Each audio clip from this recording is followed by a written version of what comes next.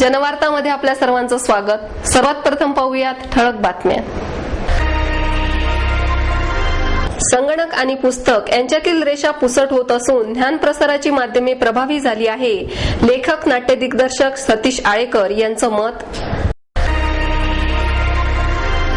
शिक्षण सेवकांना शासकीय सेवेत घेण्याच्या मागणीकरिता युवक क्रांती दलाच्या कार्यकर्त्यांनी जिल्हा वादविरोधी पुकारला सत्याग्रह। गानसम्राज्ञी लता मंगेशकर यांना पहिला स्वरभास्कर पुरस्कार जाहीर। राजकारणी आणि प्रशासनातील दुरावा अधिकच वाढतो आहे, विधानसभेचे अध्यक्ष दिलीप वळसे पाटील यांची खंत। कष्ट करण्याची तयारी असेल तर मोठी स्वप्ने पाहण्यास घाबरू नका, प्रसिद्ध चित्रपट दिग्दर्शक आशुतोष गोवारीकर यांचं प्रतिपादन। विविध मागण्यांकरिता शिक्षक आणि कामगारांच्या वतीने पुणे विद्यापीठात एक दिवसीय उपोषण आंदोलन। आणि अखिल भारतीय सांस्कृतिक संघाच्या वतीने नृत्यार्थी कलाक्षेत्रम या संस्थेतील कलावंतांचा सत्कार ज्येष्ठ साहित्यिक दमा मिराजदार यांच्या हस्ते संपन्न। संगणक आणि पुस्तक यांच्यातील रेषा पुसट होत असून ज्ञान प्रसाराची माध्यमे प्रभावी झाली आहेत, असे मत लेखक सतीश आळेकर यांनी व्यक्त केले। पुणे नगरवाचन मंदिराच्या 163व्या वर्धापन दिनानिमित्त या कार्यक्रमाचे आयोजन करण्यात आले। यावेळी पुणे नगरवाचन मंदिराचे अध्यक्ष माधव सोमण, कार्यवाह अरविंद रानडे, रावसाहेब गव्हाळे, स्वरूपवर्धिनीच्या महिला आणि बाल विभागाच्या सहकार्यवाह पुष्पलता नडे, वसू भारद्वाज आदी उपस्थित होते। वर्धापन दिनानिमित्त देण्यात येणाऱ्या पुरस्काराचे वितरण आळेकर यांच्या हस्ते करण्यात आले। रावसाहेब गव्हाळे यांना श्री व्यंकेतकर आदर्श ग्रंथपाल पुरस्कार, पुष्पलता नडे यांना ॲडव्होकेट शरद तपस्वी आदर्श सामाजिक कार्यकर्ता पुरस्कार, वसू भारद्वाज यांच्या ऐणेवरे ज्ञानदेव या संत वाङ्मय विषयक ग्रंथाला कवी हस गोखले पुरस्कार देऊन सन्मानित करण्यात आले। पुरस्काराचे स्वरूप शाल, श्रीफळ, प्रशस्तीपत्र आणि रोख रक्कम असे होते। आळेकर म्हणाले, ग्रंथपाल हा ग्रंथालयातील ज्ञानाचा ठेवीदार असतो। कोणते पुस्तक कोठे मिळेल या ज्ञानाच्या वाटा त्याला माहीत असतात। सध्या ज्ञानाची संक्रमणावस्था सुरू आहे। नव्या युगाचा वाचक घडण्यासाठी आणि संवेदना जागृतीसाठी ग्रंथालयाची आवश्यकता आहे, असेही ते म्हणाले। भारद्वाज म्हणाले, परकीय धर्माचे आक्रमण होत असताना महाराष्ट्रात लोकसंस्था, धर्मसंस्था आणि संस्कृती टिकविण्याचे काम वारकरी संप्रदायाच्या संत साहित्याने केले आहे। संत साहित्य ही सामाजिकीकरणाची एक रीत आहे, असेही त्यांनी सांगितले। नडे म्हणाल्या, आदर्श म्हणून घेणे सोपे आहे, पण आदर्श टिकवणं फार अवघड आहे। समाजप्रेमी तयार करणे आमचे ध्येय असून सामाजिक कार्य करीत असताना मी घरचे काम करीत आहे, असे मला वाटते। प्रास्ताविक अरविंद रानडे यांनी केले तर सूत्रसंचालन पुष्पा टाकसाळे यांनी केले। शिक्षण सेवकांना शासकीय सेवेत घेण्याच्या मागणीकरिता शिक्षण सेवक आणि युवक क्रांती दलाच्या कार्यकर्त्यांनी जिल्हा वाद विरोधी सत्याग्रह पुकारला आहे। सीईटी नंतर डीएड संबंधित पात्रता परीक्षेत उत्तीर्ण झालेल्या सुमारे 1645 शिक्षण सेवकांना सिंधुदुर्ग आणि रत्नागिरी जिल्ह्यातील जिल्हा वादामुळे नोकरीपासून वंचित राहावे लागत आहे। या शिक्षण सेवकांबद्दल वारंवार शासनाला निवेदन सादर करून सुद्धा त्यावर अद्यापही ठोस भूमिका घेण्यात आलेली नाही। त्यामुळे संतप्त झालेल्या या शिक्षण सेवकांसह युवक क्रांती दलाच्या कार्यकर्त्यांनी शिक्षण संचालकांच्या कार्यालयासमोर जिल्हा वाद विरोधी सत्याग्रह पुकारला आहे। प्राथमिक शिक्षण संचालक एम.आर. कदम यांना युक्रांतच्या आणि शिक्षण सेवकांच्या वतीने सोमवारी निवेदन देण्यात आले। सत्याग्रहाला राज्यातून 350च्या आसपास शिक्षण सेवक आले आहेत। सिंधुदुर्ग आणि रत्नागिरी जिल्ह्यात बाहेरच्या जिल्ह्यातील कोणीही शिक्षण सेवक सेवेसाठी येऊ नये यासाठी तेथील राजकीय मंडळींचा दबाव वाढत असल्याचा आरोप युक्रांतने केला आहे। मागील महिन्यात 17 जानेवारीला मुख्यमंत्री, शालेय शिक्षण मंत्री, शिक्षण सचिव, शिक्षण संचालक यांना निवेदने दिली होती, तरीही त्यावर काहीच हालचाल झालेली नाही।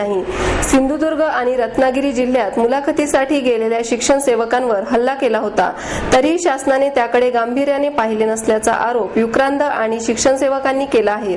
युक्रांतचे राज्य संघटक विकास लवांडे म्हणाले की शिक्षण सेवकांच्या नोकरीबाबतच्या प्रश्नाविषयी निवेदन देऊन झाली।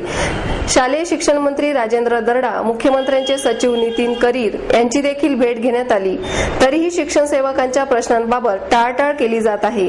आंदोलनात युक्रांदचे जिल्हाध्यक्ष रवींद्र टकले, पुणे शहराध्यक्ष अमित शेख, राज्य संघटक विकास लवांडे, संदीप बर्वे, अरुण शेळके, वसंत गरकळ, अनिल अडसुळकर, वनिता दराडे, अस्मा पठाण यांच्यासह राज्यातील एकूण 350 कार्यकर्ते सहभागी झाले आहेत.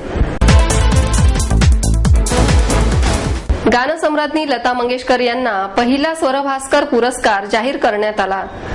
भारतरत्न पंडित भीमसेन जोशी यांच्या स्मृतीप्रित्यर्थ महापालिकेच्या वतीने जाहीर झालेला पहिला स्वरभास्कर पुरस्कार येत्या 12 फेब्रुवारी रोजी ज्येष्ठ गानसम्राज्ञी लता मंगेशकर यांना दिला जाणार असून पद्मभूषण आणि ज्येष्ठ नृत्यांगना सितारा देवी यांच्या हस्ते तो प्रदान करण्यात येणार आहे.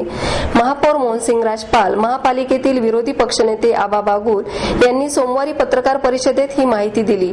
1,11,161 रुपये रोख, चांदीचे स्मृतिचिन्ह, चांदीच्या पत्र्यावर कोरलेले मानपत्र, शाल, श्रीफळ असे या पुरस्काराचे स्वरूप आहे. या कार्यक्रमाला वनमंत्री पतंगराव कदम हे प्रमुख पाहुणे म्हणून उपस्थित राहणार आहेत.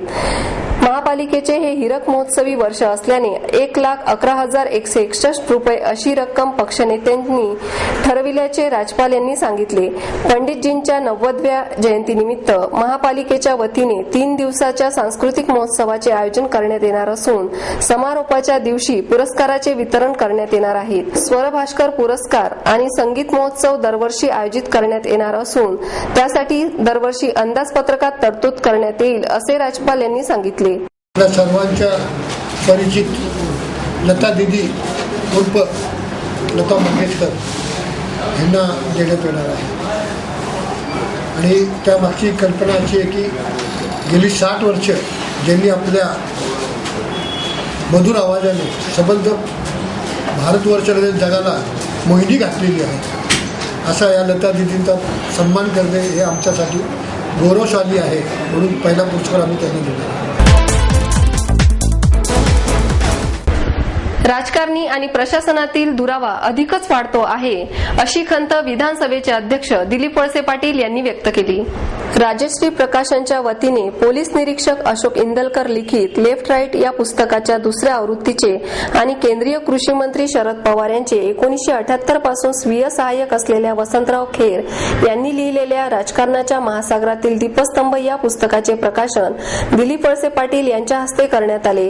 यावेळी ज्येष्ठ साहित्यिक शंकर सारडा, पोलीस उपायुक्त ज्ञानेश्वर फडतरे, पुणे ग्रामीणचे अप्पर पोलीस अधीक्षक रामनाथ पोफळे आदी उपस्थित होते. दिलीप वळसे पाटील म्हणाले, पोलीस प्रशासन आणि राजकारण हे नेहमीच लोककेंद्रित असले पाहिजे. मात्र सध्या या घटकांमधील संवाद मित्रत्वाचे नव्हे तर बॉस आणि कर्मचाऱ्यांसारखे झाले आहेत. खुल्या चर्चेअभावी योग्य योजनांची विधानसभेतही चर्चा होत नाही असेही ते म्हणाले. शंकर सारडा म्हणाले, पोलिसांबद्दल सर्वसामान्यांमध्ये दराऱ्यापेक्षा भीती आणि गैरसमज अधिक आहेत. त्यामुळे नागरिकही त्यांच्यापासून दूर राहण्याचाच प्रयत्न करतात.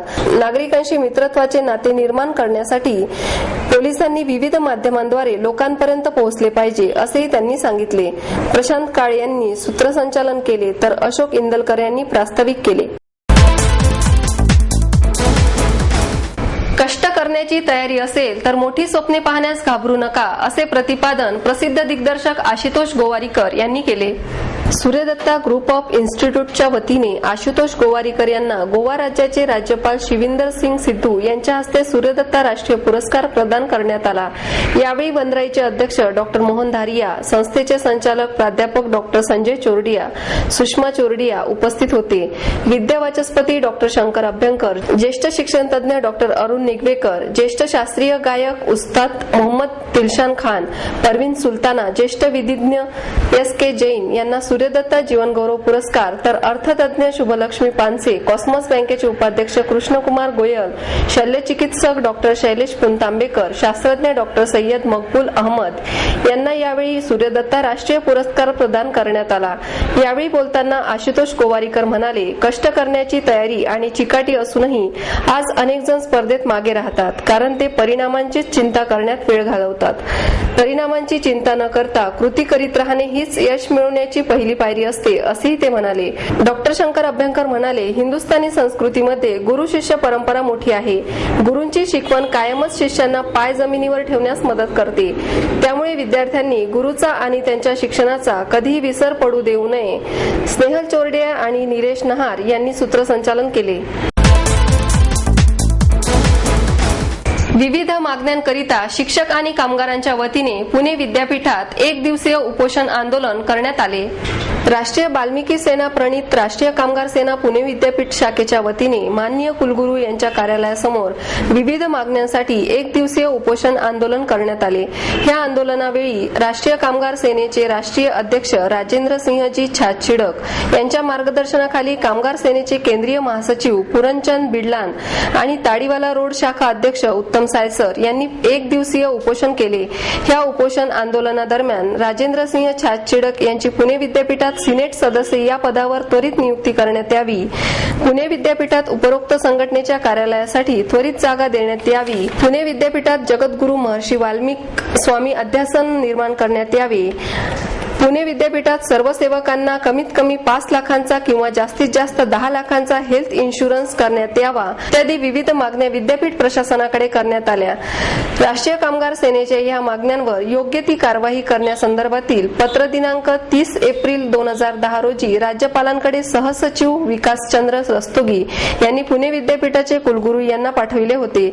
परंतु आतापर्यंत या मागण्यांवर विद्यापीठाच्या वतीने काहीच कार्यवाही न झाल्यामुळे हे उपोषण आंदोलन कामगार सेनेच्या वतीने करण्यात आले आहे.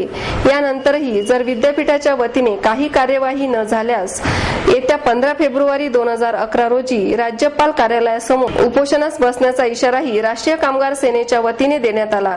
या आंदोलनादरम्यान जनवार्ताशी बोलताना राजेंद्र सिंग छाजछिडक म्हणाले, आमच्या संघटनेने गेले 7-8 वर्षापासून ही मागणी प्रलंबित आहे आणि संघटनेने गेलेले 2006 पासून आम्ही इथं कारवाई करण्यासाठी निवेदन दिलेले आहे, आंदोलन केलेले आहे.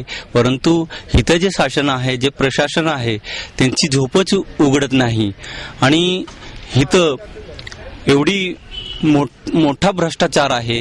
त्या भ्रष्टाचाराकडे दुर्लक्ष करतात आणि आमच्या संघटनेचे जे निवेदन दिलेले आहे त्यांच्याकडे दुर्लक्ष करतात.